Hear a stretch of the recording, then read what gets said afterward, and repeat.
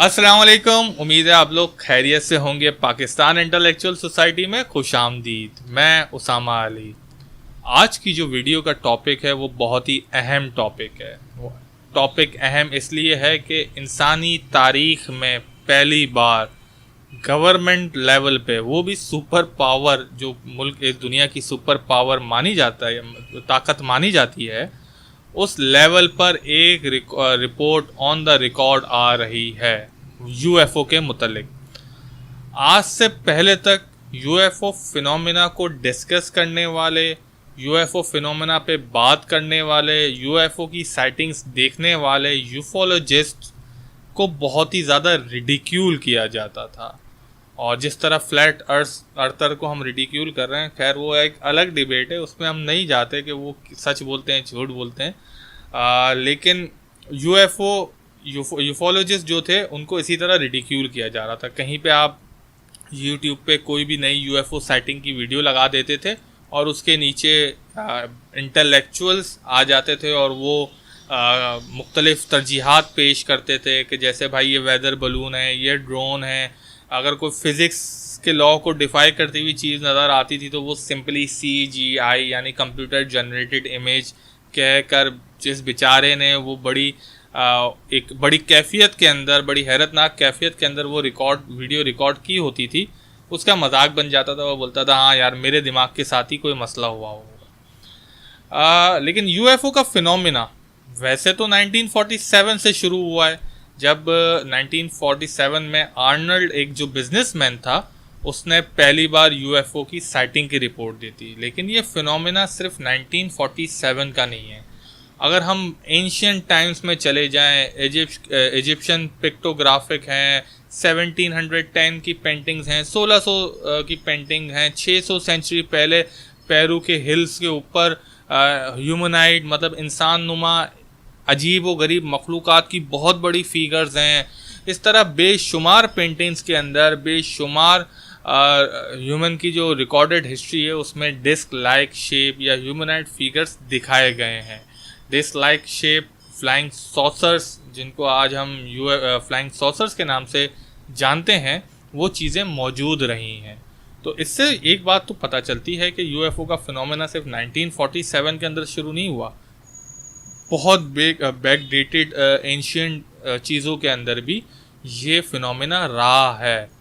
मतलब मैं एक पेंटिंग देख रहा था जिसके अंदर एक डिस्क लाइक शेप खड़ी हुई है, उसके अंदर से रेज निकल रही हैं। वो थी 1710 ईस्वी की पेंटिंग, आज से तकरीबन 300 साल पहले की पेंटिंग, जब साइंस भी जो थी वो बस ऐसी ही थी।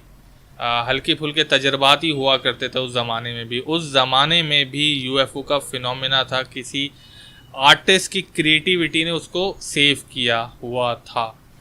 या इस तरह हम बात करें बुक ऑफ इनॉक की, जो डेड सी स्क्रोल्स से जो दरियाफ्त हुई हैं, जिसमें इनॉक की हज़रत इदरीस अलैहिस्सलाम के, जिनको हम हज़रत इदरीस अलैहिस्सलाम के मानते हैं, उनके वाक़यात की बात करें तो उसमें इनॉक का जो सफ़र है, जो हमारे नज़दीक आसमानों की तरफ सफ़र है, बाइबल के नज़दीक भी वो आसमानों की तरफ सफ़र है, उसमें जो बुक ऑफ इनॉक के अंदर उसकी डिस्क्रिप्शन मिलती है वो कुछ इस किस्म की मिलती है कि वो किसी ऐसी ही चीज़ के अंदर बैठकर उन्होंने सवारी की।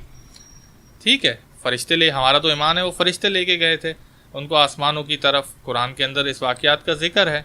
और इस तरह हम जो एक और फिनोमेना मानते हैं नबी पाक सल्लल्लाहु अलैहि वसल्लम का, कि मेराज, सफ़र मेराज पर जब वो तशरीफ़ ले गए, उन्होंने बुलंदियाँ छुई जो आज तक किसी इंसान ने नहीं छुई, तो उसमें भी उनके लिए एक बुराक, एक सवारी आई थी जिस पर वो सवार होकर उस चीज़ की तरफ गए थे।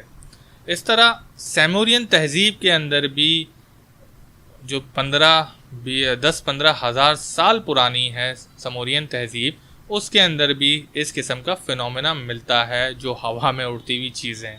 इस तरह महाभारत है जो हिंदुओं की मुक़द्दस किताब, उसके अंदर भी इस किस्म के चैरियट, इस किस्म की उड़ने वाली चीज़ें, इस किस्म का यूएफओ, अनआइडेंटिफाइड फ्लाइंग ऑब्जेक्ट, चूँकि हम आइडेंटिफाई नहीं कर सकते इसलिए वो यूएफओ कहलाती हैं। यूएफओ का मतलब ये नहीं है कि कोई खलाई मखलूक का जहाज़। यूएफओ का सिंपल मतलब है अनआइडेंटिफाइड फ्लाइंग ऑब्जेक्ट।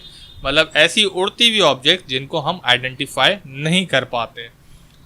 तो ये यूएफओ की जो हिस्ट्री है, इस किस्म के चीज़ें जिनको हम पहचान नहीं पाते वो आसमानों में उड़ रही हैं, वो बहुत बैक डेटेड हैं। मुख्तलिफ़ चीज़ों के अंदर, मुख्तलिफ़ पिक्चर्स के अंदर, मुख्तलिफ़ पेंटिंग्स के अंदर, मुख्तलिफ़ पिक्टोग्राफ के अंदर ये चीज़ें आपको मुसलसल एक तसलसल के साथ दिखाई देती हैं। 1947 के उस वाक़ये में जो केनेथ आर्नल्ड का था, जिसने क्लेम किया था कि उसने 9 हाई स्पीड ऑब्जेक्ट आसमानों में देखी, पहाड़ों में देखी। माउंट रेनर था पहाड़, जब वो एक छोटा सा जहाज़ उड़ा रहा था, और आर्नल्ड ने कहा कि आर्नल्ड ने क्रीजेंट शेप देखी थी। बेसिकली क्रीजेंट होता है ना, जब चांद यूं नया नया चांद नमूदार होता है, उसका जो शेप होता है उसको क्रीजेंट शेप कहते हैं। लेकिन चूंकि वो एकदम हर बड़ी के अंदर था, और जब उसने ये बात जारी की तो उसने क्रीजेंट शेप के बजाय सॉसर का लफ्ज़ इस्तेमाल किया था। 1947 से जो हम फ्लाइंग सॉसर बोल रहे हैं वो इस वाक़ये पर मुबनी है। फ्लाइंग सॉसर, उड़ती हुई तश्तरी, उड़न तश्तरी कहते हैं ना उर्दू के अंदर। तो बेसिकली उसने फिर बाद में जब वो अपने बयान को उसने रुजू किया तो उसने कहा मैंने क्रीजेंट नुमा शेप देखी थी। लेकिन उस वक्त तक ये सॉसर का जो लफ्ज़ है, फ्लाइंग सॉसर का लफ्ज़ है, ये एक समझेंगे पब्लिक के ज़बान पे चढ़ चुका था। इसके बाद रॉसवेल का इंसिडेंट हुआ। रॉसवेल का जो इंसिडेंट था सेम ईयर 1947 के अंदर, जब आर्नल्ड ने वो फ्लाइंग सॉसर देखे थे, उसके बाद रेंचर डब्ल्यू मैकब्रेजल ने एक 200 यार्ड पर मुबनी एक रैकेज दरियाफ्त किया, और एक आर्मी फील्ड के करीब, रॉसवेल न्यू मैक्सिको के अंदर। और लोकल पेपर्स ने रिपोर्ट किया था कि ये रिमेन्स ऑफ फ्लाइंग सॉसर हैं, यानी जो हवा में चीज़ें उड़ रही थी उनको अमरीकी गवर्नमेंट ने मार गिराया, और ये वो फ्लाइंग सॉसर्स हैं जिसका रैकेज था, और अब ये गवर्नमेंट के कब्ज़े में है। यहाँ से शुरू हुई थी एरिया 51 की मिस्ट्री, ठीक है। और जो मिलिट्री, यूएस मिलिट्री का जो ऑफिशियल स्टेटमेंट था वो ये था कि ये जो रैकेज है, ये जो तबाह हुई हुई ये जो एक चीज़ पड़ी हुई है 200 यार्ड पर मुबनी, वो एक वेदर बलून है। और जो अखबार के अंदर पिक्चर आई थी वो कुछ और कह रही थी। तो रॉसवेल के इंसिडेंट के बाद जो ये यूएफओ फिनोमेना है, ये पब्लिक की, अमेरिका की पब्लिक की ज़ुबान पे चढ़ गया। अच्छा, इसके अलावा जो 1950 के अंदर ये कॉन्स्पिरेसी और भड़की जब लेटेक्स स्किन के डमीज और अल्मुनियम, जो गवर्नमेंट का ऑफिशियल है कि जब वो आसमान से डमी गिराए गए जो लेटेक्स की स्किन पर मुबनी थे, और उनकी जो हड्डियां थी वो अल्मुनियम की बनी हुई थी, और ये गिराए गए, और लोगों ने कहा कि खिला से एलियन गिरे हैं क्योंकि यूएस गवर्नमेंट ने कुछ शूट किया। और मिलिट्री ने फिर क्या किया कि जब ये नीचे रैकेज गिरा, जो भी था, ये जो भी चीज़ें नीचे गिरी, तो गवर्नमेंट ने इसको फौरी तौर पर मिलिट्री ने इंटरफेयर किया उस एरिया के अंदर जहाँ पे ये चीज़ें गिरी थी, और उसको आँखों के सामने से चुटकी बजाते गायब कर दिया। 50 साल के बाद पूरा 50 साल गुजर गया उस वाक़ये को। 1950 से 2000 में अब आ गए हैं। तो 50 years later the military issued a subsequent statement admitting that Roswell wreckage was a part of Project Mogul, a top secret atomic project। तो बात यह है कि पूरे 50 साल के बाद फिर गवर्नमेंट ने एक नया वेदर बलून वाली जो उनकी यूएस की गवर्नमेंट की पहले एक डेफिनेशन थी उसको चेंज किया, और कहा कि भाई जो रॉसवेल का इंसिडेंट था, जो रैकेज आपने देखे हैं, क्योंकि लोग मान नहीं रहे थे, 50 साल हो गए लेकिन लोग मान ही नहीं रहे थे कि यार वेदर बलून, ये तस्वीर, यार भाई खुदा का खौफ करो, कुछ ख्याल करो हमारा। इतने भी गए गुजरे नहीं। तो फिर उन्होंने बोला कि भाई ये प्रोजेक्ट मोगुल का एक तरीका है, और फिर ये रैकेज जो था वो उसी का था। चूँकि वो उस वक्त टॉप सीक्रेट था इसलिए हमने ज़्यादा बात नहीं की। तो 2000 के अंदर जो रॉसवेल के एक कॉन्स्पायरेसी, और वहाँ पे एक पूरा मेला लगता था, लोग यूएफओ देखने जाते थे क्योंकि एरिया 51 भी करीब था, तो उसको ठंडा तो करना था क्योंकि अब ये भाई नहीं आ रहा ना, कंट्रोल में नहीं आ रहा। तो 50 साल के बाद मिलिट्री ने बोला कि हाँ चलो यार, कोई उनका पुराना प्रोजेक्ट पड़ा होगा, और प्रोजेक्ट मोगुल का लगा दिया कि भाई ये रैकेज था असल में। इसके बाद 1948 के अंदर 1947 के अंदर फर्स्ट साइटिंग हुई, और 1948 के अंदर एक यूएस का प्रोग्राम शुरू हुआ, द प्रोजेक्ट ब्लू बुक। जिसके अंदर मुख्तलिफ साइंटिस्ट की टीम थी। उसके ऊपर सीरीज़ भी बड़ी अच्छी आई हुई है और मेरे ख्याल से सीज़न 2 शायद नहीं आ रहा, उसका कैंसिल हो गया है। वो क्यों हो गया है वो फिर एक और कॉन्स्पायरेसी है। लेकिन सीज़न 1 के अंदर बहुत अच्छी तरीके से दिखाया गया कि एक साइंसदान है, उसके साथ एक मिलिट्री बंदा अटैच है एयरफोर्स का, और उनका जो काम है वो काम ये होता है प्रोजेक्ट ब्लू बुक के अंदर कि जो यूएफओ साइटिंग्स जो अब तवातर के साथ हो रही हैं, क्योंकि पहले तो लोग ध्यान नहीं देते थे, अब लोगों की निगाहें आसमान की तरफ थी, सारे बावले हो गए थे, तो अब वो तवातर के साथ साइटिंग्स हो रही हैं, पिक्चर्स आ रही हैं, वीडियोस आ रही हैं। अब तो भाई ये जो यूएफओ की साइटिंग्स है इसको लॉजिकल एक्सप्लेनेशन अब बनानी पड़ेगी। तो कभी वेदर बलून किसी यूएफओ साइटिंग को, यूएफओ में बार बार कह रहा हूँ तो आप दिमाग में ये रखें मैं अनआइडेंटिफाइड फ्लाइंग ऑब्जेक्ट की बात कर रहा हूँ, मैं कोई खलाए मखलूक की तैयारी की बात नहीं कर रहा। तो प्रोजेक्ट ब्लू बुक का काम ये था कि इस जो भी यूएफओ की साइटिंग्स हैं इसका लॉजिकल कंक्लूजन देना है। और फिर भी 10%, 120% इंसिडेंट ऐसे रह गए जो वो साइंटिस्ट भी डिस्क्राइब नहीं कर पाए कि हमें तो अब समझ ही नहीं आ रहा था कि इसकी क्या मिसाल दें। अब होता क्या है कि यहाँ पे हमें थोड़ी सी बात समझने की है कि जब एक मास हिस्टीरिया फैलता है, लोग कुछ इस किस्म की साइटिंग्स रिपोर्ट करते हैं, उसके बाद होता क्या है, उसके बाद होता ये है कि अब हर किसी को फोमो का डर है कि फियर ऑफ मिसिंग आउट, तो वो कोई भी हल्की सी उड़ती हुई चीज़ भी यूएफओ को रिपोर्ट कर देते थे।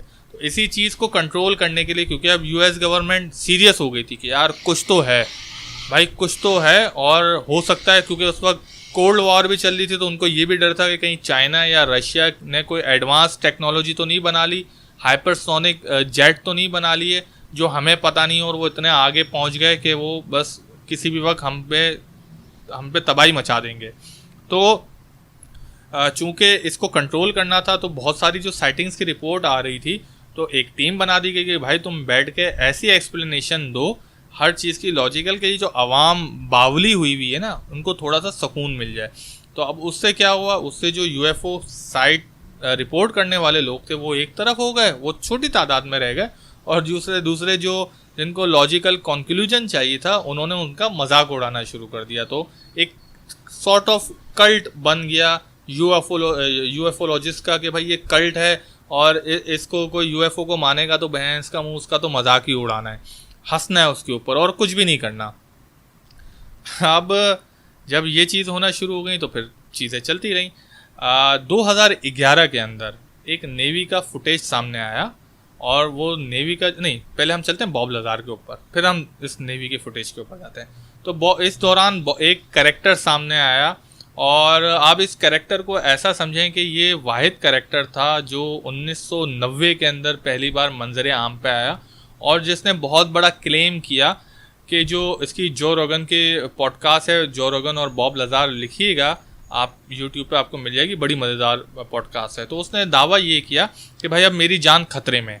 आप इस कहानी को सुकून से सुने और समझें कि बॉब लाज़ार सामने आया, काला चेहरा जो छुप के जिस तरह का इंटरव्यू होता है, बॉब लाज़ार आया और एक टीवी के ऊपर उसने रिपोर्ट दी कि मेरी जान खतरे में है, और मेरी जान खतरे में इसलिए है कि मैं एक बहुत ही टॉप सीक्रेट बेस के अंदर काम कर रहा था और वहाँ पे हमें यूएफओ पर रिसर्च के लिए हमें चूज़ किया था।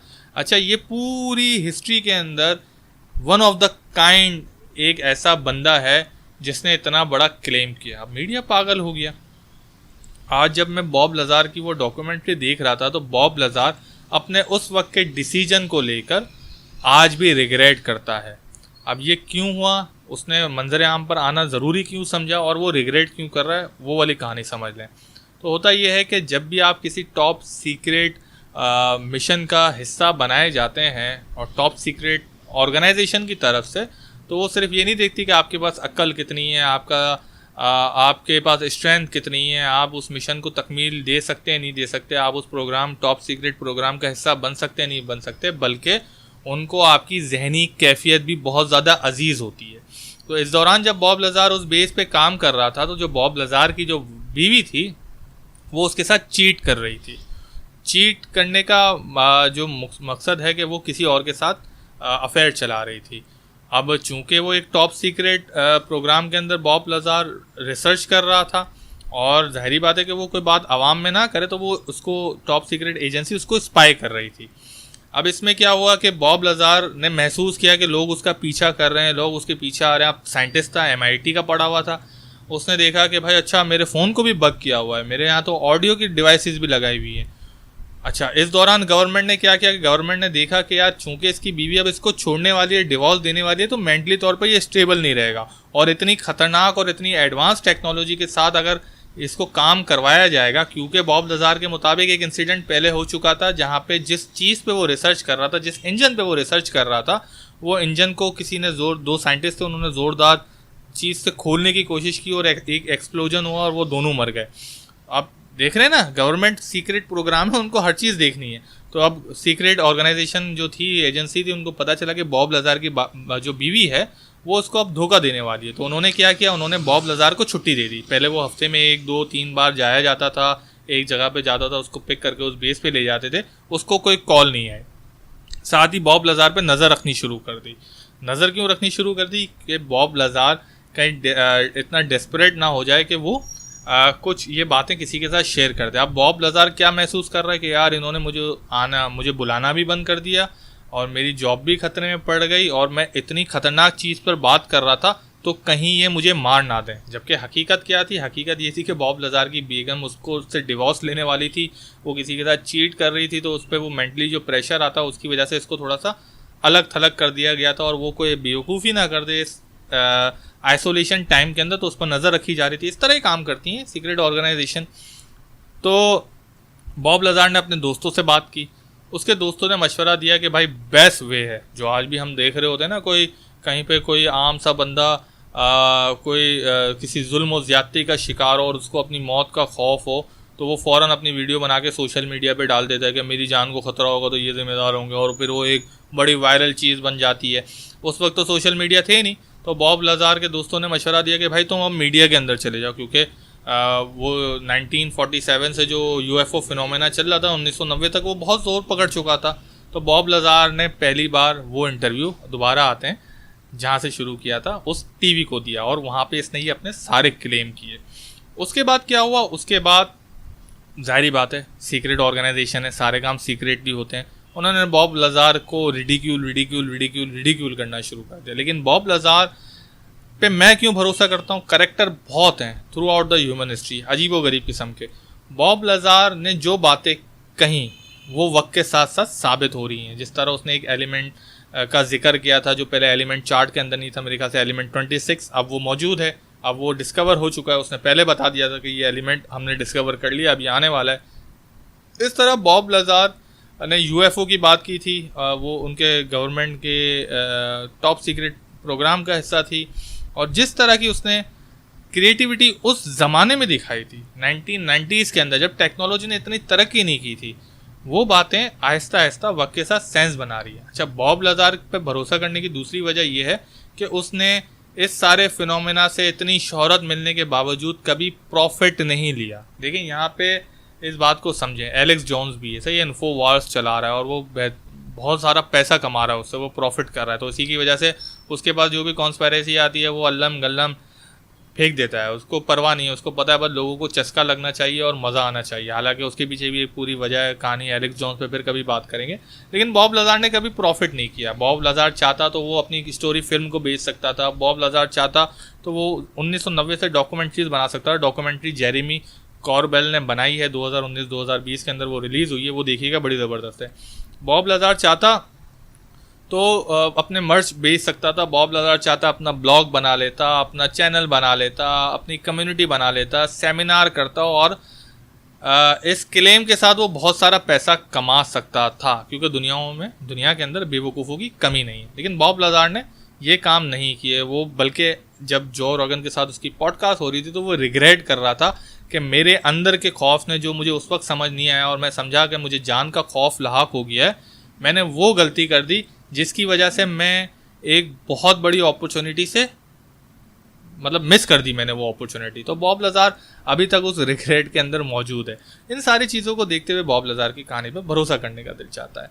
अब जेरेमी कॉर्बेल, जिसने बॉब लज़ार की ऊपर पूरी डॉक्यूमेंट्री बनाई और बॉब लज़ार के पीछे पड़ा हुआ, ये एक बहुत ही बड़ा यूफोलॉजिस्ट है, और ये कॉन्स्पायरेसी थ्योरिस्ट की तरह बिल्कुल नहीं कि हर चीज़ में यहूदी साजिश वाला बंदा नहीं है। ये बहुत ही बेहतरीन किस्म का बंदा है और ये जर्नलिस्ट है, और इसकी अपनी कहानी भी बड़ी मज़ेदार है। आप जब जो रोगन की पॉडकास्ट देखेंगे, मैं लिंक छोड़ूंगा डिस्क्रिप्शन में, तो आपको मज़ा आएगा, बहुत मज़ा आएगा। अच्छा, फिर जेरेमी कॉर्बल, चूँकि अब वो मशहूर हो रहा था, बॉब लज़ार को ले लेकर वो चल रहा था और यूफोलॉजिस्ट बन चुका था, जर्नलिस्ट था, बहुत अच्छा जर्नलिस्ट था। अब इसके पास इसको कुछ नेवी, इसको एक कनेक्शन मिला और नेवी के कुछ पायलट ने इसको अप्रोच किया और बताया कि भाई हमारे साथ तो ये मसला चल ही रहा है, हम तो ऐसी चीज़ें देखते हैं जो सबमर्ज हो जाती हैं ओशन के अंदर और कोई इसकी एक्सप्लेनेशन नहीं है, मतलब सारे फिज़िक्स को, लॉ को डिफाई करते हुए हम चीज़ें देख रहे हैं। तो उन नेवी के पायलट्स के साथ उसने राब्ता किया, और चूंकि वो कोई क्लासिफाइड उस वक्त तक चीज़ नहीं हुई थी, वो ये थी छोड़ो छोड़ो, ये वाली चीज़ थी, जो उसके जो नेवी के पायलट के सुपीरियर थे वो इस किस्म की बातें कर रहे थे, मतलब क्लासिफाई नहीं की थी। तो वो फुटेज जेरेमी कॉर्बेल ने हासिल कर ली। 2011 के अंदर वो फुटेज जेरेमी कॉर्बेल ने रिलीज़ कर दी। अब यहाँ पे वो फुटेज आप देखेंगे ना, तो आप सबसे पहला जो आम सवाल है कि यार यूएफओ भाई नज़र क्यों नहीं आती, करती क्यों नहीं है, अच्छे कैमरे इतने हो गए, कोई अच्छी साइटिंग, कोई अच्छी वीडियो उसकी सामने क्यों नहीं आती। देखें, पहले तो आप ये बात समझें, जो मिलिट्री के कैमराज होते हैं ना, वो पिक्चर, मतलब मेरी खूबसूरती देखने के बजाय जो मैं डेटा एमिट कर रहा हूँ एज अ ऑब्जेक्ट, उस पर उनका फोकस होता है। तो जितने भी मिलिट्री के सिस्टम्स होते हैं वो लाल dot, green dot, white dot, इसी किस्म की डेटा ट्रांसमिट कर रहे होते हैं। वैसे आप जो मेरी जो वीडियो चल रही है, या अगर आपको अच्छी लग रही है और आप चाह रहे हैं ऐसी यूएफओ की वीडियो मिले, तो ये मुमकिन नहीं है। उसके पीछे मैं वजह बताता हूँ आपको। तो जो मेन पर्पस होता है मिलिट्री के रेडार सिस्टम का, वो डेटा कलेक्शन होता है। आपको समझने की ज़रूरत है कि ये जो इस वक्त वीडियो बन रही है इसमें, और कोई मिलिट्री, अगर मैं मिलिट्री के अंदर इक्विपमेंट इस्तेमाल कर रहा हूँ तो मुझे तस्वीर और शक्ल और सेल्फी के लिए नहीं चाहिए, मुझे चाहिए प्रिसाइज डेटा। तो वो जो मिलिट्री के रेडार सिस्टम बन रहे होते हैं वो सारा का सारा फोकस इस पर रखते हैं कि हमें प्रिसाइज डेटा मिले, हमें हीट सिग्नल मिले, हमें इंफ्रारेड वो चीज़ें मिलें, हमें जो स्ट्रेल्थ हैं उनको डिटेक्ट करने के लिए हमें टेक्नोलॉजी चाहिए। तो उनका जो रेडार सिस्टम होता है, जो कैमराज होते हैं, वो फिर उसी किस्म से काम कर रहे होते हैं। आप यहाँ पे कोई भी बेहतरीन कैमरा ले लें इस वक्त आपके पास। अच्छा, दूसरी बात, अब हम दूसरी तरफ चल रहे हैं कि आम लोगों के पास से जो वीडियोज़ आती हैं वो क्लियर क्यों नहीं होती। आप कोई भी ज़बरदस्त तरीन किस्म का मोबाइल ले लें, उसकी एक लिमिट होती है। जब आप बहुत ऊंचाई पे कोई यूएफओ देखेंगे ना और आप उसको कैप्चर करने की कोशिश करेंगे फुल जूम करके, तो भाई इस वक्त जो टेक्नोलॉजी आपके पास हैंडी कैमरास के अंदर है, उनकी इतनी औकात नहीं है कि वो उसको क्लियरली कैप्चर कर सकें। ठीक है, आप अगर आपके पास वो वाले मोबाइल का नाम भूल गया जो चांद तक को जूम कर रहा होता है, अगर आप में उसका हाथ हल्का सा हिल जाएगा ना तो अजीब सी स्पीड में होती है, तो मतलब जूम के अंदर तो वीडियो बनना मुमकिन ही नहीं है। तो जब यूएफओ बहुत ही ऊपर ट्रैवल कर रहे होते तो उनकी वीडियो मुमकिन ही नहीं है। ये अजीब, मुझे तो उस ट्वीट पे हैरत हुई कि यार ये ट्वीट कैसे बनाया जा सकता है कि यूएफओ को बता के थोड़ी आ रही है कि हेलो अस्सलाम वालेकुम, हम फलां लॉन्गिट्यूड और लैटिट्यूड पे हम खड़े होंगे, आप बेहतरीन सा जो आपके पास इक्विपमेंट है उसको सेट कर लीजिएगा। अब जिनको इक्विपमेंट का पता है उनको पता है कि वो सेट करने में कितने टाइम लगते हैं। वो बेहतरीन वाले कैमराज होते हैं जो आप जिस किस्म के मैच के अंदर देख रहे होते हैं, उससे भी हाई ग्रेडेड आपको इक्विपमेंट चाहिए होते हैं। तो वो इस किस्म से इस तरह से नहीं हो सकता। तो ये बात अब जो एक सवाल है कि यार यूएफओ की पिक्चर क्लियर क्यों नहीं आ रही, तो भाई कोई ब्यूटी कॉन्टेस्ट के लिए पिक्चर थोड़ी ले रहे हैं कि यूएफओ खड़ा हुआ है बिल्कुल स्टेल्थ पोजीशन में, आओ अब मुझे तुम कैप्चर करो, और आप बैठ के मज़े से कैप्चर कर रहे हैं। ऐसा मुमकिन नहीं है क्योंकि आपको टाइम और लोकेशन ही नहीं पता, तो इस वजह से यूएफओ की पिक्चर्स क्लियर नहीं आती। तो 2011 के अंदर वो रेडार वाली फुटेज आई जो बता रही है कि कोई ऑब्जेक्ट बहुत ही स्पीड में फिजिक्स के लॉ को डिफाई करते हुए चल रहा है। अब फिर उन नेवी पायलट का जब इंटरव्यू हुआ, वो भी जो रोगन के ऊपर मौजूद है पॉडकास्ट के ऊपर, आप देखेंगे कि वो जिस तरह बयान कर रहे हैं वो खुद हैरान, यार सारे इतने प्रोफेशनल पायलट कोई बावले नहीं है, तो आपको ये बात समझनी है ना। तो वो डिस्क्राइब 2011 के अंदर हुई, फिर वो आ गए सारे इंटेलेक्चुअल्स के, हाँ ये वो फुटेज क्लियर क्यों नहीं, मतलब इस तरह की बेवकूफ़ाना बात है ना, फुटेज क्लियर नहीं है, CGI है, खुद बनाई है, ऐसा मुमकिन नहीं है। तो भाई फिर क्या हुआ, अब देखें एक प्रेशर होता है गवर्नमेंट के ऊपर। हम तो पाकिस्तान के अंदर हैं, हमें तो कुछ भी नहीं पता, हमें तो अपने जो राइट्स हैं उनका भी सही से इदराक नहीं है। लेकिन US की जो अवाम है वो पॉलिटिकली तौर पर काफ़ी मैच्योर है, तो वहाँ पे राइट टू नो कि हमें हर चीज़ पता हो, अगर वो नेशनल सिक्योरिटी को मसला नहीं कर रही तो वहाँ पे जो पब्लिक के जो रिप्रेजेंटेटिव हैं, जो सेनेट में होते हैं, जो कांग्रेस में होते हैं, वो डिमांड, उनसे पब्लिक डिमांड करती है और वो फिर मुख्तलिफ इदारों से डिमांड करते हैं। आपके लिए ये चीज़ नई लग रही होगी कि यार ऐसा कैसे हो सकता है, यहाँ तो हम बस गटर बनाने का बोलते हैं, रोड बनाने का बोलते हैं, इससे आगे तो हमारी सोच ही नहीं है। हम कहाँ जो लॉ मेकर्स हैं हमारे, उनसे हम क्या डिमांडें करेंगे, क्या बातें करेंगे, तो वो छोड़ दें। लेकिन ऐसा होता है, इसी दुनिया के अंदर ऐसी चीज़ें होती हैं। सही है, पावर बिलोंग्स टू पीपल वाला काम होता है। वो अलग बात है, कवर अप शवर अप वो उसमें नहीं पढ़ते, लेकिन हम तो बिल्कुल ना आशना है ना, इसलिए मैं आपको बता रहा हूँ। तो वहाँ पे अब पब्लिक का जब प्रेशर पड़ा और चीज़ें हुई, अब 2011 के अंदर फुटेज रिलीज हुई भी, अगर ये ऑन द रिकॉर्ड बात आ जाती है, क्योंकि पेंटागन नफ़ी कर रहा था, तो फिर क्या उनको अब क्या ज़रूरत थी, उनको एक मौके की ज़रूरत थी। कोई अच्छा सा मौका है जिसके अंदर हमारी जो ये लीक फुटेज है हम उसको निकाल दें और किसी की इतनी चर्चा भी ना हो। देखें, अगर कोई आम दिनों के अंदर ये फुटेज 2020 में पैंडेमिक के दौरान ये फुटेज जो है उसको पेंटागन ने डीक्लासिफाई किया है और माना है कि हाँ, जो 2011 मतलब 9 साल तक जो फुटेज आप देख रहे थे और जिसके ऊपर सारे इंटेलेक्चुअल्स जिसका मजाक उड़ा रहे थे, वो वाकई मिलिट्री की on the record official footage है, तो वो उसको डिक्लासिफाई कर दिया। ये इतनी बड़ी न्यूज़ थी कि अगर ये आम हालात के अंदर हो रही होती तो उसके ऊपर बहुत ही ज़्यादा चर्चा होती और यही बदलने के लिए ज़रूरी होता। लेकिन चूंकि हम पेंडेमिक के अंदर अपनी जान बचाने के खौफ के अंदर थे, तो इसको मिली पजीराई बहुत मिली, लेकिन उस किस्म की नहीं बनी कि इसके ऊपर टॉक शोज़ बनाए जाएं और मुख्तलिफ चीज़ें हों। बस सारा हर कोई पेंडेमिक के अंदर था। अच्छा, उसके बाद क्या हुआ कि जब ये की तो सेनेट ने बोला कि भाई ये क्या तुमने लगा के रखा हुआ है, हाँ अजीब किस्म की चीज़ लगा के रखी हुई है तुमने, हमें अब बताओ, तुम्हारे पास जो रिपोर्ट है दो। अब एक प्रोसेस चलना शुरू हो गया। अब वो प्रोसेस क्या चल रहा है, वो प्रोसेस ये चल रहा है कि सेनेट के अंदर जो डिफेंस ऑफ मिनिस्ट्री है, सीक्रेट ऑर्गेनाइजेशन है, वो डेटा इकट्ठा कर रही है और ये डेटा अब सेनेट के अंदर पेश किया जाएगा। इसका मतलब है कि वो पब्लिक के लिए अवेलेबल बनाया जाएगा। लेकिन उससे पहले कुछ चीज़ें होती हैं, ऐसे ही नहीं कि भाई ये लो रिपोर्ट पकड़ो, नहीं, सेनेट के अंदर डिबेट होती है, मुख्तलिफ ऑफिशल्स को एतमाद में लेकर रिपोर्ट दिखाई जाती है और उनको बताया जाता है कि भाई देखें, इस रिपोर्ट के अंदर जो हम बातें कर रहे हैं, इसके अंदर ये जो जो चीज़ें हैं, ये नेशनल सिक्योरिटी को थ्रेट दे सकती हैं। मिसाल के तौर पर एक वाक़या है, उसकी मुझे डेट याद नहीं है, जब यूएस का न्यूक्लियर प्रोग्राम शट डाउन हो गया था। अब इस किस्म का अगर कोई वाक़या है तो उसके अंदर ज़ाहिरी बात है कि पूरी लोकेशन के कहाँ से आया, क्या हुआ, यूएस का जो न्यूक्लियर जो स्टेशन है वो कहाँ पर मौजूद है, उसको किस तरह डिसेबल किया गया, हमने अंदर स्ट्रक्चर्स के अंदर हमने क्या क्या मसाइल का सामना करना पड़ा, कंट्रोल पैनल जो था वो हमारा किस तरह काम करता है और वो उसने किस तरह काम करना छोड़ा, तो उस रिपोर्ट के अंदर ये सारी डिटेल्स होंगी। तो इस किस्म की डिटेल्स को ज़ाहिरी बात है पब्लिक के सामने नहीं पेश किया जा सकता, क्योंकि पब्लिक के सामने पेश होगी तो रशिया को पता चल जाएगा, पाकिस्तान को पता चल जाएगा, चाइना को पता चल जाएगा कि एक इन्फॉर्मेशन निकल जाएगी कि यूएस के जो न्यूक्लियर जो रिएक्टर्स हैं वो किस तरह डिज़ाइन हुए हैं, या जो उनके न्यूक्लियर आर्सनल्स हैं वो किस तरह डिज़ाइन हुए हैं, एक आइडिया मिल जाएगा। तो ये सारी जो चीज़ें वो क्लासीफाई उस रिपोर्ट के अंदर करनी पड़ेंगी। उसके अलावा भी हो सकता है कि शायद उन्होंने कोई ह्यूमनहाइड लाइक कोई क्रीचर पकड़ी हुई, वो भी आपको डिक्लासीफाई करना पड़ेगा। तो उस रिपोर्ट को अभी सेनेट के अंदर बार बार लोगों को एतमाद में लेके कि भाई क्या हम दिखाना नहीं चाह रहे, और उसके ऊपर एक डिबेट चल रही है। तो 25 जून को, आज 21 जून है जब मैं ये वीडियो रिकॉर्ड करवा रहा हूँ, 25 जून को वो रिपोर्ट आएगी। अच्छा, रिपोर्ट आने से पहले क्योंकि इजाज़त नहीं है इस वक्त तक, जो ऑफिशियल्स के सामने वो रिपोर्ट पेश की जा रही है उनको इजाज़त नहीं है कि वो इस रिपोर्ट के लेकर की डिस्कशन मीडिया के सामने करें, पब्लिक के सामने करें। लेकिन अब इससे पहले कुछ वाक़यात हुए हैं, जैसे ओबामा का एक बयान जो पिछले दिनों ही आया है, what is true and I am actually being serious here, mister Obama said is that there is footage and records of objects in the sky that we don't know exactly what they are।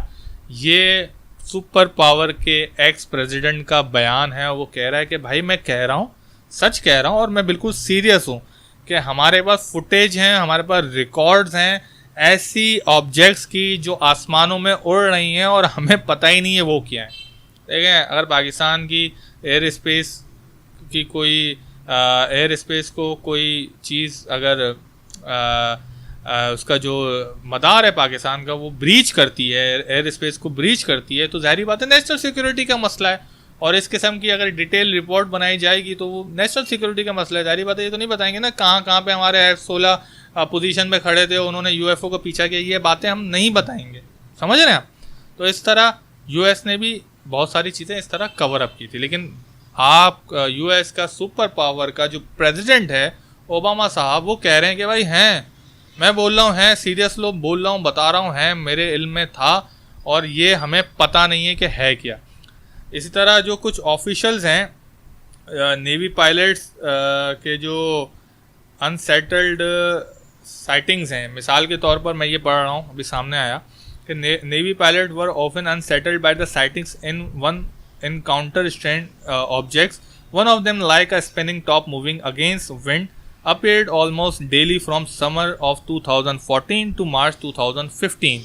मतलब navy pilot कह रहा है कि एक unsettled, मतलब जिसको अभी कोई डिस्क्राइब ही नहीं कर पाया, कि जब हम वहाँ पे एक जगह पे ट्रेनिंग थी, जब वहाँ पे वो रोज़ाना की बुनियाद पे 2014 से 2015 तक उनको स्काई में एक साल तक UFO दिखें, तो ऐसा फिनोमेना दिखाया जो उनकी नज़रों के सामने से वैनिश हो सकता था।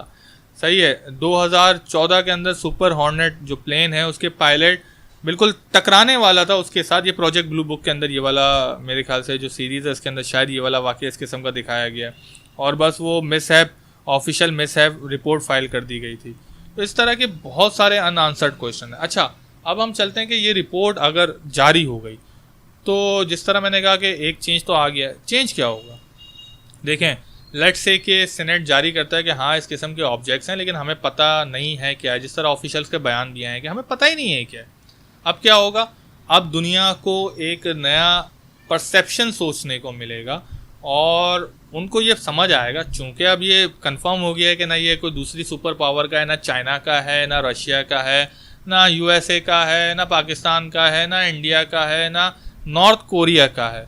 ये कुछ चीज़ें हैं जो आसमान में उड़ती हैं, फिज़िक्स के लॉ को डिफ़ाई करती हैं और हमें बिल्कुल नहीं पता कि वो क्या है।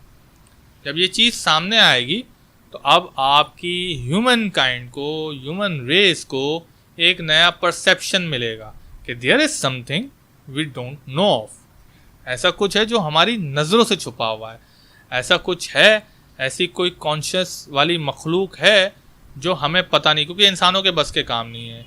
दो एक्सप्लेनेशन इसकी आ सकती हैं कि या तो भाई कोई क्रीचर्स हैं, बिल्कुल अलग सी मखलूक हैं जिनका हमें पता नहीं है, लेकिन वो दुनिया के अंदर दंदनाती फिर रही हैं और कभी इस तरह कभी उस तरह कभी आ रही हैं, या कोई बहुत ही बड़ी सीक्रेट ऑर्गेनाइजेशन चल रही है जो कॉन्स्पायरेसीज़ के अंदर हैं, let's say illuminati, free masons और क्या क्या है इससे ऊपर, जो इस किस्म की टेक्नोलॉजी को पोजेस किए हुए हैं और वो कर रही हैं, या कोई कल्ट है इंसानों का, कोई अंडरग्राउंड कल्ट है इंसानों का जो वो कर रहा है, या तो अलग क्रीचर हैं या ये हैं। तो इस तरह के दो ग्रुप्स बनने शुरू हो गए हैं। वो दो ग्रुप्स आएंगे, जो पहला वाला ग्रुप होगा जो मुख्तलिफ डिफरेंट क्रीचर मान रहा होगा, वो क्या करेगा, उसका जो अपना ज़ाती राय होगी वो ये होगी कि भाई ये जो है ये एलियंस हैं, ठीक है, ये दूसरे सैयारे से आए हुई दूसरी मखलूक हैं। और जो दूसरा होगा वही फिर कॉन्स्पिरेसी वाली बातें शुरू होंगी, लेकिन इससे चेंज हो जाएगा कि वी आर नॉट अलोन,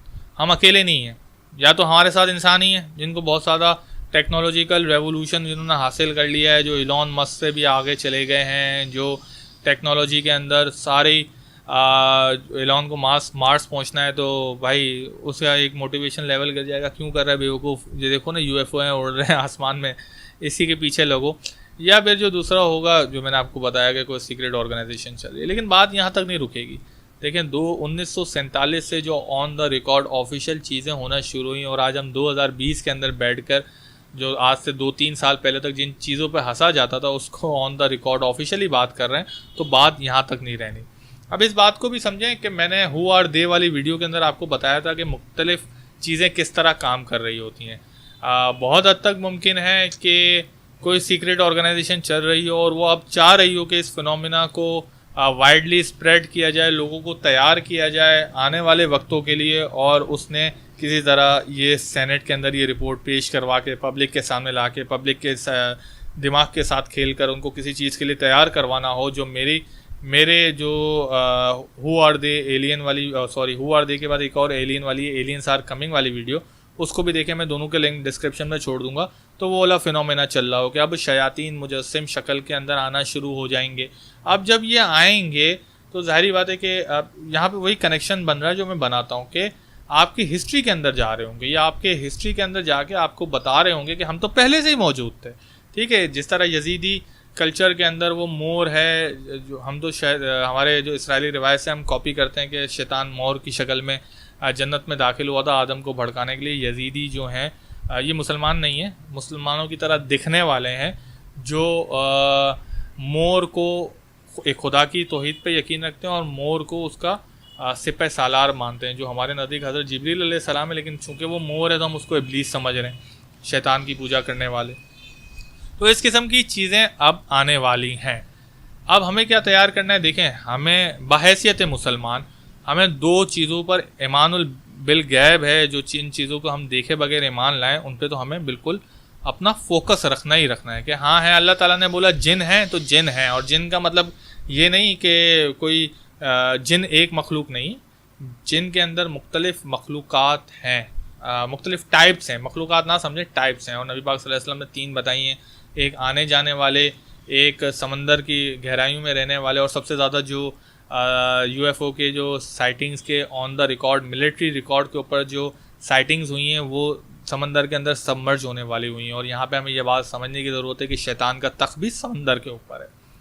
अच्छा, दूसरा है जो आम तौर पे हमारे साथ ही रहते हैं। तो ये 3 इकसाम हमें पता है, और मैं आपको ये बता रहा हूँ कि जिन जो हम समझते हैं वो वैसे नहीं है, चढ़ने चढ़ाने के लिए नहीं है। अब हो क्या रहा है और ये ऐसा क्यों हो रहा है, इसको भी थोड़ा सा समझें। देखें,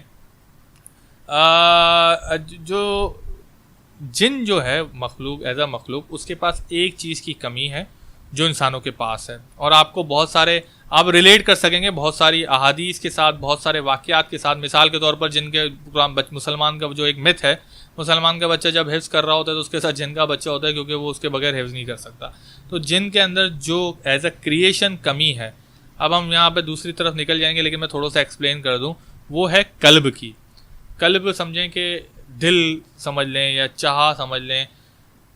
जिन कभी भी क्रिएटिव नहीं हो सकता, इमेजिनेटिव नहीं हो सकता, उसके पास हमसे बहुत ज़्यादा ताकत है, वो एनर्जी के बीइंग है, लेकिन वो कभी क्रिएटिव नहीं हो सकता।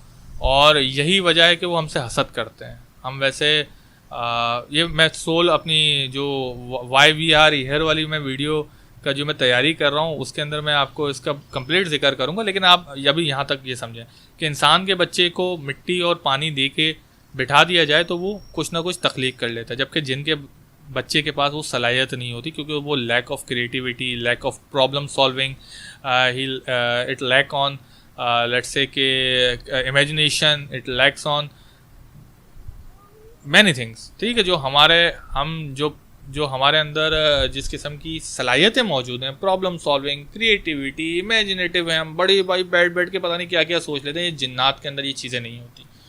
तो अब होता क्या है कि उनके पास तो बेशुमार ताकत है, वो एनर्जी के बीइंग हैं, और हज़रत सुलेमान अलैहिस्सलाम ने उनसे बड़े भारी भारी काम करवाए हैं, पिरामिड्स तामीर करवाए हैं। पलक झपकते ही वो तख्त वाला वाक़या है जिसके अंदर कुरान के अंदर इफ़रीत का जिक्र है, तो हमें उससे पता चलता है, सॉरी दरबार ख़त्म होते ही जो इफ़रीत ने कहा था कि मैं वो ले आऊँगा, तख्त ले आऊँगा, और फिर वो एक किताब के इल्म वाले ने, जिसकी तस्दीक नहीं है कि वो कोई इमरान था, लेकिन वो जो कुरान के अंदर अल्फाज हैं वो किताब के इल्म वाले हैं। तो हमें उससे पता चलता है कि जिनके पास ताकतें तो हैं, लेकिन उनके पास लैक ऑफ जो ये लैकनेस है, जो चीज़ें जिनकी कमी है, उसकी वजह से वो मतलब एक सवाल आता है ना यार, कि अगर जिन इतने ताकतवर थे और हमसे हसद भी करते हैं, हमसे जलते भी हैं, राइवलरी भी चल रही है, तो वो बस उठा के सूरज, क्योंकि वो एनर्जी के बीइंग है, वो सूरज का कोई टुकड़ा उठा के ज़मीन पे मार के रेडिएशन करके इंसानियत को ख़त्म क्यों नहीं कर देते। तो भाई यहाँ पे ये समझें कि उनके पास ये वाली जो चीज़ है ना, जो प्रॉब्लम सॉल्विंग है, जो क्रिएटिविटी है, जो इमेजिनेशन है कि वो सोच भी सकें कि मैं ये कर सकता हूँ, वो कमी है। उस कमी को हज़रत सुलेमान अलैहिस्सलाम ने जब जिन्नों को ताबे किया, तो उस कमी को हज़रत सुलेमान अलैहिस्सलाम ने अपने इंटेलेक्ट से, अपने इमेजिनेशन से, अपनी क्रिएटिविटी से सॉल्व किया। और मेरे हिसाब से कि 1930s या 1920s के अंदर कहीं पे ये वाला जो मुआहदा है इंसानों और जिनों के बीच में, क्योंकि इससे पहले तक जो जिन थे वो मुख्तलिफ मुजस्सिम शक्ल में आके इंसान को बस तौहीद से हटाते थे और कहते थे हम खुदा हैं, जिसका रिकॉर्ड आपको मुख्तलिफ अफ्रीकन ट्राइबल्स के अंदर मिल सकता है, या मुख्तलिफ ह्यूमनाइट फिगर्स को पूजने वाले जितने भी मज़ाहिब हैं आपको उनके अंदर वो मिल सकता है। लेकिन कहीं पे 1920 के अंदर किसी ऐसे मिलाप के दौरान, किसी सुपर नेचुरल इंसान के सुपर नेचुरल एक्सपीरियंस के दौरान इंसान ने बोला कि तुम खलाई मखलूक हो, क्योंकि उस वक्त तक 19th सेंचुरी चल रही थी, उसके अंदर ये चीज़ें अब इंसानों ने इमेजिन करना शुरू कर ली थी, इंसान ने इमेजिनेशन के अंदर इतनी तरक्की पा ली थी। तो वहाँ से ये फिनोमेना शुरू हुआ कि अब जो कुव्वतें हैं, इस किस्म की कुव्वतें हैं, क्योंकि शयातीन सिर्फ जिनों में नहीं होते, इंसानों में भी होते हैं, तो उनको पता चला कि अब अगर हम इन जो इंसान के अंदर जो शयातीन हैं उनके साथ मिलकर काम करें तो उनकी क्रिएटिविटी, उनकी इमेजिनेशन से हम बहुत सारी चीज़ें अचीव कर सकते हैं। तो ये वाले जो फिनोमेना है कि हाँ, जिनों के पास ये ताकतें थी वो इस किस्म की चीज़ें बना सकते थे, लेकिन वो बना क्यों नहीं पाते थे? क्योंकि उनके पास क्रिएटिविटी की कमी थी। वो इंसानों के साथ जब मिलाप हुआ, ये मेरी अपनी थ्योरी है, तो उसके बाद से इस किस्म की चीज़ें ज़हूर पजीर होना शुरू हुई। और अल्टीमेट जो गोल है, अल्टीमेट टारगेट है, ज़ाहिरी बात है जिनों का तो शयातीन का तो यही है कि वो इंसान को तौहीद की राह से और मज़हब से भटकाए। तो अब हम उसके लिए तैयार रहें कि बहुत जल्द आपको एलियंस भी नज़र आने वाले हैं जो दर हकीकत शयातीन होंगे, जो दर हकीकत जो ये पूरा का पूरा सिनेरियो बन रहा है वो तैयारी स्टेज इसलिए हो रहा है कि अब हम इस तरह गुमराह होंगे और दज्जाल अकबर से पहले बहुत सारे छोटे छोटे दज्जाल आएंगे जो उसका स्टेज तैयार कर रहे होंगे, और हम उसी की तरफ गामजन हैं। और बहुत जल्द आप देखेंगे अब होगा क्या। मैं यहाँ पे ना गज़वा हिंद वाली जो हदीस है, मैं उसको इसी तनाजुर में ले रहा होता हूँ कि जब इस किस्म की चीज़ें हो रही होंगी तो जो बहुत ही करीब हमारे जो मुल्क है उसके अंदर तो इसी किस्म की ह्यूमनाइट फिगर्स को पूजा जा रहा है। और ज़ाहिर बात है वो उनका अपना मज़हब है, वो आइडियोलॉजिकल तौर पर अपने लिए बिल्कुल सही, लेकिन एक सपोज़ करें एक इंसान है, वो सारी ज़िंदगी इस किस्म की ह्यूमनाइट फिगर्स को पूज रहा है, उसकी इबादत कर रहा है, और वही चीज़ें उनके सामने आके खड़ी रह जाएं। और साइंटिफिकली भी अब जो एडवांस साइंस है उसके ज़रिए भी ये प्रूव कर दें कि भाई हम ही थे, हमने ही बनाया था, हम ही थे। जिस तरह समूरियन तहजीब के अंदर जाके देखो, उधर भी हम तुम्हें मिलेंगे, इजिप्शियन की पिक्टोग्राफ के अंदर देखो, वहाँ भी हम तुम्हें मिलेंगे, चाइना के अंदर हम तुम्हें मिलेंगे, इंडिया के अंदर हम मिलेंगे। तो हम तो थे ही, शुरू से थे ही, तुमने ही हमें नेग्लेक्ट किया था, अब हम दोबारा आ गए तुम्हारे सामने, तो सजदा कर दो। तो कोई भी आम इंसान होगा वो ऐसी ह्यूमनाइट फिगर्स के आगे सजदा कर देगा। अब जब इंसानों के पास खुदा मुजस्सम शक्ल में, उनका खुदा मुजस्सम शक्ल में मौजूद है, अब इंसान क्या करेगा? अब इंसान बोलेगा कि भाई मेरा मरना या आंखें बंद करना और मैं इसके चरणों में मेरी आंखें खुलनी है तो मुझे लेके जाएगा। अब तो बस दुनिया गई भाड़ में, अब तो निकालो तलवार, हथियार निकालो, शुरू हो जाओ, क्योंकि इस दुनिया में कुछ रखा ही नहीं है। तो वो वाली जो कैफियत होगी, मैं गज़वा हिंद की जो हदीस है वो उससे रिलेट करता हूँ कि ये इस किस्म की कोई चीज़ होगी, और जो वैसे फिनोमेना चल रहा है और आएगी और करेंगे। अच्छा, फिर आखिरी सवाल जो रह जाता है कि यार ये सिर्फ यूएस के अंदर, यूके के अंदर क्यों नज़र आती हैं? मेरे पास मुजफ्फरगढ़ की एक वीडियो है, मैं इसको लगा रहा हूँ, इसी वीडियो के अंदर मैं आपके साथ अटैच कर रहा हूँ, जो मुझे आज़ाद कश्मीर से 1 महीना पहले एक बंदे ने भेजी थी, और मैं सोचता ही रहा कि उसके साथ क्या करूँ, किस तरह लगाऊँ। तो मैं इस वीडियो के अंदर अटैच कर रहा हूँ, ये देखें, आपको साइड में नज़र आ रही होंगी।